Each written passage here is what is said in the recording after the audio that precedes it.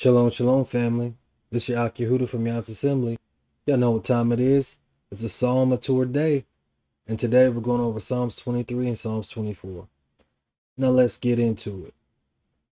Yahuwah is my shepherd. I shall not want.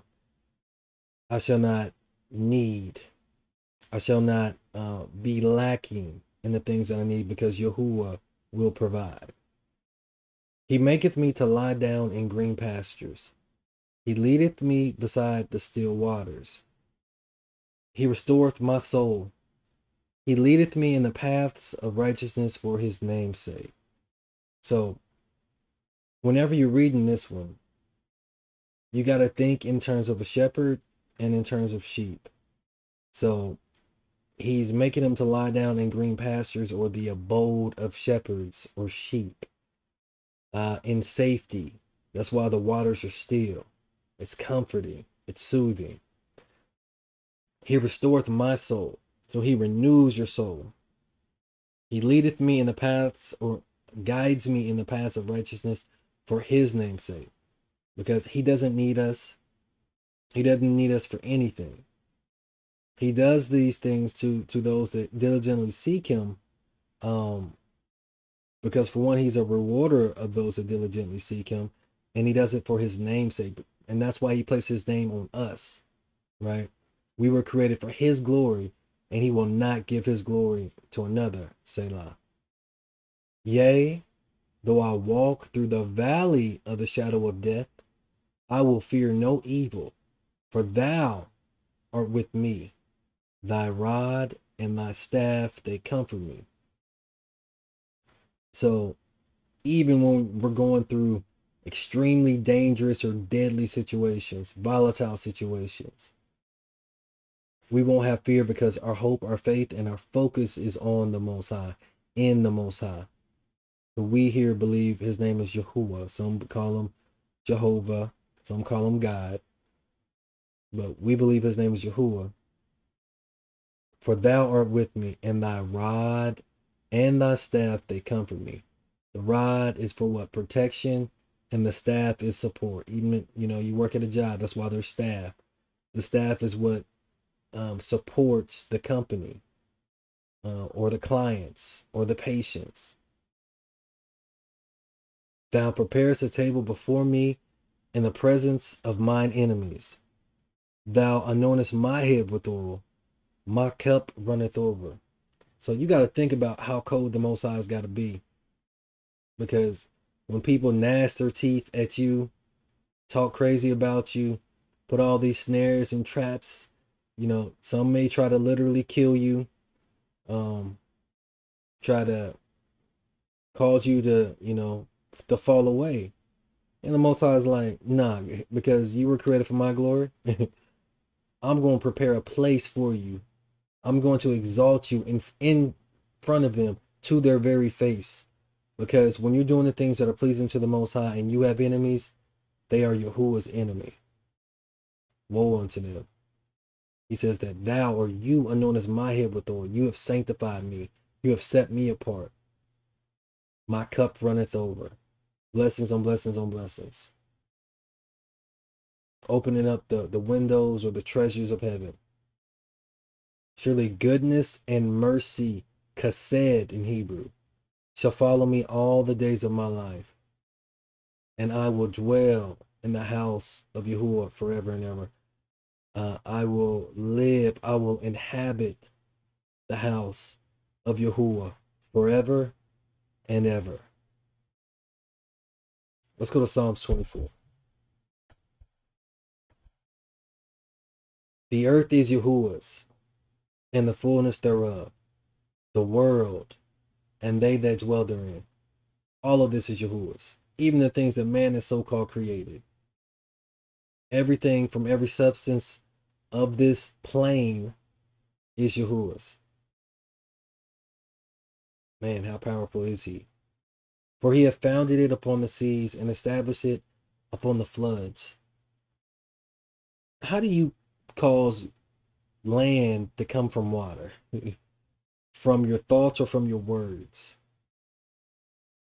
And man thinks that he can become or take the place of the Most High, of Alua, of Yahuwah. It's madness. Who shall ascend into the hill of Yahuwah? Or who shall stand in his holy place? Who? Can anybody? Will everybody? Verse 4. He that hath clean hands and a pure heart, who have not lifted up his soul unto vanity, nor sworn deceitfully. So clean hands means that you're innocent. Now, we've been focusing on a sound mind, right? From 2 Timothy. The Greek word is sophronismos, right? It just means self-discipline or self-control. But tamim's a little bit different. Tamim means that you have integrity, that you're guiltless, that you're innocent, clean hands, and a pure heart, tamim, who have not lifted up his soul unto vanity or vexation of spirit, because it'll profit you nothing, nor sworn deceitfully, because Yahuwah hates a lying tongue. That's one of the 7 things that Yahuwah hates, what some call the 7 deadly sins. I believe that's in Proverbs 6, verses, I think, 16 through 19. He shall receive the blessing from Yahuwah, and righteousness from the Alua of his salvation. Who's the he there? The he is the one that should ascend into the hill of Yahuwah and stand in his holy place. The he is the one that has clean hands, tamim, pure heart, tamim, or even marpeh, healing, the cure, the remedy.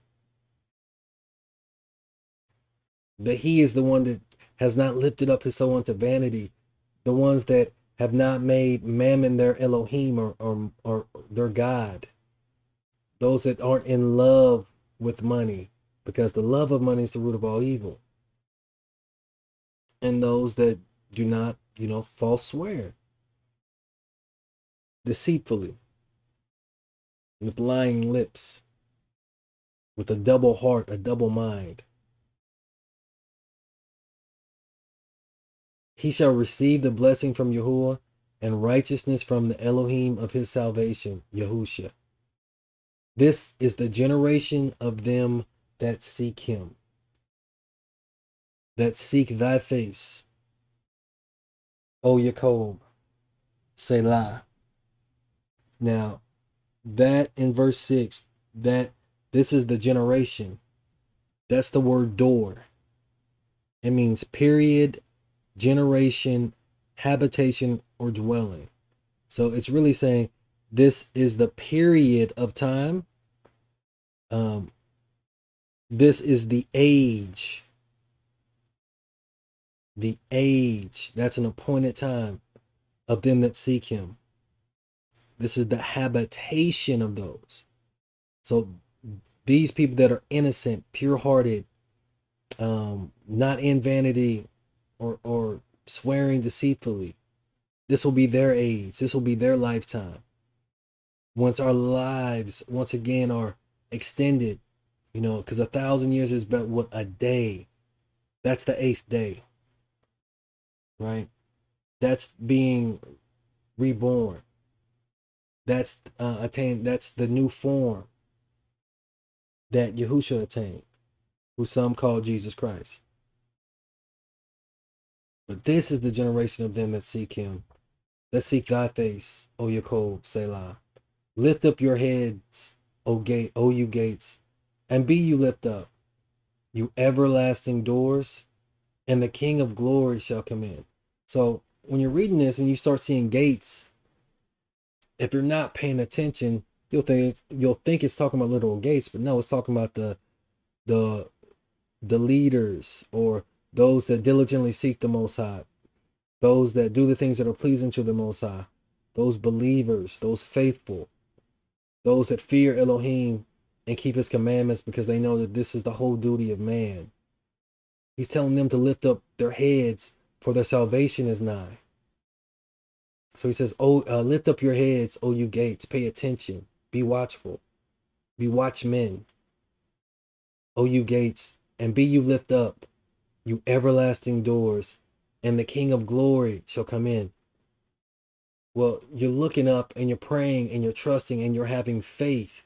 That's why Yahushua came, and when he attained that new form, when he attained the only begotten, right, of the Father, what did he promise that he would send back? The Comforter.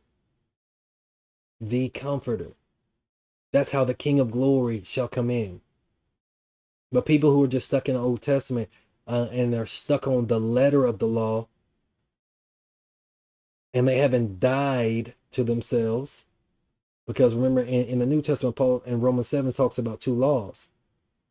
Because with the mind he worships and follows the law of God, but with the flesh the law of sin and death. But people are so, especially the Old Testament onlys, how are you going to get the Ruach HaKodesh, which is the Holy Spirit, without having faith? Because Yahushua is, or Jesus is the spirit of prophecy. Is the spirit of prophecy. Who is this King of glory? The strong and mighty, Yahuwah, mighty in battle. Lift up your heads, O you gates, pay attention. Even lift them up, you everlasting doors, and the King of glory shall come in. He was telling them to be alert and be attentive, because their hour, their appointed time of visitation was nigh. Even though it was really a future prophecy, they were supposed to go back and read the Psalms, read the Torah, and understand that the prophet that will be raised up to them like Moshe was Yahushua. And they missed it. They majored in the letter of the law, but minored in the spirit of the law, which genders to everlasting life. They majored in judgment, but they minored in the other two weightier matters. Judgment was the one that they majored in. Then it was mercy, which they failed in, and faith they failed in. Because it's out of the mouth of 2 or 3 witnesses. So judgment, that's only one witness. You got to have mercy and faith for it to stand. Who is this King of glory? Yahuwah Zebaoth, or the Lord of hosts. He is the King of glory, Selah. He is. He's the King of kings, the Lord of lords, the El of Els, the Elohim of Elohim, the Elohim of Elohim, the Eluah of Eluahs. He's all in all. The heavens of the heavens cannot contain his glory, his majesty, his judgment, his mercy, and his faith in his word, because it will not return unto him void. Have the faith of a mustard seed and move mountains. Speak to them. Don't strike the rock. Speak to it, and it will be moved. So I just want to say all praises to the Most High Yah through his beloved son Yahushua HaMashiach. Peace and blessings to the 12 tribes that are scattered abroad, and to the strangers that cleave to the covenant, because Yahuwah loves the righteous cleaving strangers. Again, this is YAH'S from YAH'S Assembly. Shalom. Whoa.